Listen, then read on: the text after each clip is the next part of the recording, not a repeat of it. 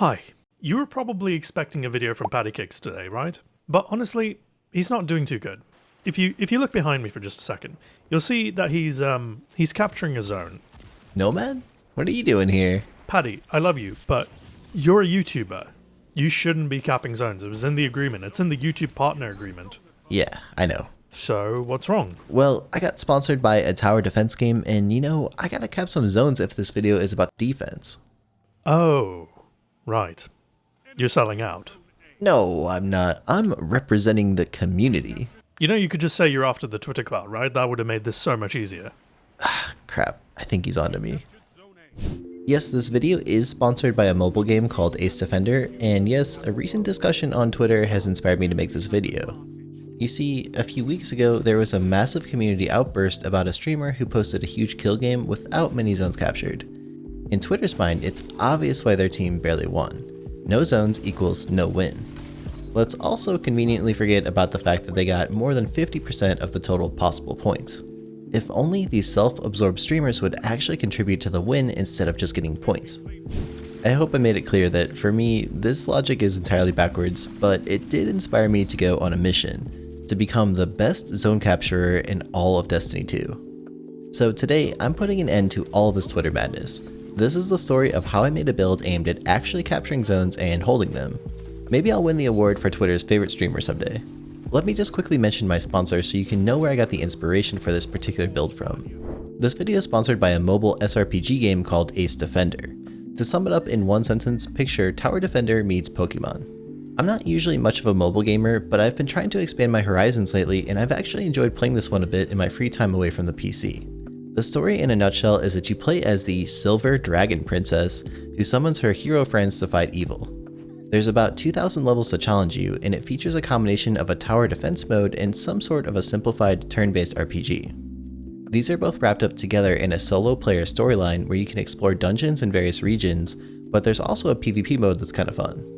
There's a total of 5 hero factions and 48 heroes at launch, with new ones added every 2 weeks. You can level up these heroes and equip gear to create powerful lineups for solo, PvE, and PvP battles. If you want to give it a try, they're giving a huge starting bonus to players who watch this video and reach level 10. You'll get a lot of materials to get you off to a solid start, as well as a legendary hero. There's a link in the description to download and check it out. Back to our build. In the Season of the Lost, Bungie decided to buff the bottom tree Stormcaller in many ways. Landfall now kills, well, everything. Yes, bubbles included. It's likely that you've been on the receiving end of this buff. This season in the Trials of Osiris, bottom tree Stormcaller with Arc Buddies has been a really popular loadout. And honestly, it's not that surprising either. With the influx of new and returning players, the medium skill bracket has become much more populated. As we'll discuss in today's video, Arc Buddies do have some decent counterplay options, however it requires a skilled player with a solid counter build and near perfect movement to consistently outplay them. Unless you're facing off against Panda or Walla, this build will certainly help you in both Trials and casual 6v6 modes. You've probably seen that many players are using the Stag and try to play off of that extended Rift ability. The Stag grants you extra damage resistance while you're standing in your Rift, and it also refunds half of your Rift energy whenever your shields are broken. So you might be thinking, better, longer, deadlier Rifts? These are good, right? This was my initial idea. The Stag is a very defensively oriented exotic, and my build was centered around the ability to capture and hold zones. And it does work really well to help you stay alive longer. But something felt off to me. I mean, many times zones really aren't that hard to capture because the other team's barely even defending them. What I really needed was a strong option to help me defend the zones against incoming players after they realized that I had just taken it from them. The Stag was helping me to stay alive a bit longer, but I was often left by myself to try to fend off the whole team, and I was severely lacking firepower. But then it hit me. In sports, they say the best defense is a good offense. So instead of going simply for damage resistance, I chose to go for lethality. And on further reflection, I found quite a few serious weaknesses with the Stag. What if I told you that basically every opposing player can put a huge wrench into the game plan with the use of a single well-placed grenade? Considering all of this, I came to the conclusion that the Stag is not the ideal exotic for a build centered around capturing zones, and it's really better suited for a different idea. Do you think I should cover how I actually like to use the Stag? leave a comment if you do, and while you're at it, maybe subscribe. I've got a lot of videos like this one coming your way in the future. Anyways, I was still searching for the best exotic pairing for the Stormcaller. I came across two very interesting choices, Getaway Artist or the Lunafaction Boots, depending on if you want to either use this build more as a solo player or more with a team. These two options might seem a bit awkward to you at first, but I think you need to know my weapons of choice first to be able to see their benefit. I was inspired to use the Ace of Spades as my kinetic weapon. It's arguably the best hand cannon in Destiny 2 right now. If you didn't know, Ace comes absolutely packed with perks. It essentially has Dragonfly to spread AoE damage, Outlaw to increase reload speed after a precision kill, Third Eye to grant radar while aiming down sights, High Caliber rounds to increase its flinch output, and most importantly, a souped up version of Kill Clip which is shot based instead of time based. After a kill and reload, you'll get 6 shots of boosted damage bullets, which actually do more damage than a 120 RPM hand cannon. This means that with any kind of external damage boost, Ace of Spades can 2-tap your opponents for a blazing fast 0.43 second time to kill. For context, this is competitive with the Desperado Messenger's 2-burst. And this is where either the Getaway Artist or the Lunafaction Boots can come in clutch. If you're standing in a Lunafaction Empowering Rift, it'll be upgraded to grant you a massive range boost in addition to the default damage increase. What exactly does this mean? Well, it means that you can 2-tap snipe your opponents from nearly 70 meters away. However, we could theoretically do this with any subclass, so why did I choose the bottom tree Stormcaller? Well, although the Empowering Rift can give Ace of Spades the ability to 2-tap anyway, the Arc Buddies themselves can actually also grant you the same ability. So let's break down how these Arc Buddies actually work. You get your regular Arc Buddies just by standing in a bottom tree Stormcaller Rift. They last for 13 seconds outside of your rift and they fire off a volley of 3 shots at a time. Each shot that hits your opponent will deal 11 damage, not bad. The Arc Buddies will always target whichever player you're aiming at and they have a range of about 30 meters. These regular Arc Buddies are definitely a nice bonus, but they don't even hold a candle to the souped up Arc Buddies from the Getaway Artist. These last for 20 seconds, they actually shoot 6 bullets instead of 3, they refund grenade energy on hit, and most importantly, they can be extended by just standing in a rift.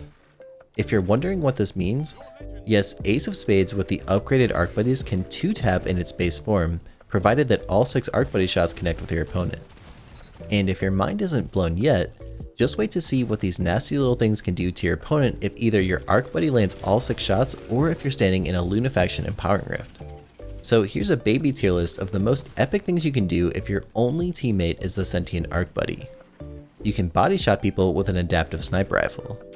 This is not the smartest idea since the Arc Buddy projectiles do have some travel time, and if you'd opt for the Lunafaction boots, you're kinda wasting the range boost. So for both exotics, we're gonna go C tier. Next, whichever exotic you use, you can kill people much more easily with a fusion rifle. For example, a sentient Arc Buddy with a high impact fusion can kill in just 2 bolts. This is quite fun and it can help you out if you need to land just a quick blast. With Lunafactions, you can also totally map people thanks to the bonus range. We're gonna go B tier for both cases. Next up, with the help of the Sentient Arc Soul, you can kill people with just 1 body shot from a slug shotgun. Also, you can map people with a traditional pellet shotgun from much further ranges. The Lunafaction boots will turn your slug shotgun into an actual sniper rifle. This is quite awesome and it will certainly win you some duels. Definitely S tier for whichever way you go. With the help of the souped up Arc Buddies, you can melt people much faster with a submachine gun depending on how many shots your Arc Buddy lands. With the Luna Boots, you'll be able to map people from pulse rifle ranges with the lethality of a submachine gun. We're gonna go A tier, maybe even S tier for the Luna Boots. And finally, the Arc Buddies will help you get an easier 2-burst with the Messenger pulse rifle. If you get kill clip rolling, you can 2-burst your opponent with just 6 body shots if you have the Sentient Arc Buddy. In my opinion, you should be aiming for the head with the Messenger to instead proc Desperado, so I'm gonna rank this one D tier, but it's definitely not too bad. The Luna Boots also don't help us that much here either because the Messenger's range is awesome by default. There are many more things that you can do here, but I think this is enough tier listing for a build video. In the end, you'll certainly be able to combine your favorite weapons with either the Getaway Artist or the Lunafaction Boots. One thing I did regardless of which exotic I chose was to go with a strong Charge with Light system. If you've ever tried out a build with the Charge with Light mods, you've probably come across Powerful Friends and Radiant Light. But today, I'm actually not going to recommend that you use those two. No, I'm not going crazy, I genuinely think that you don't need these 2 mods. You'll get a big strafe speed boost from electrostatic surge thanks to your teammates being close anyways, so the plus 20 mobility isn't all that helpful, and on a Warlock you kinda wanna stay lower to the ground anyway.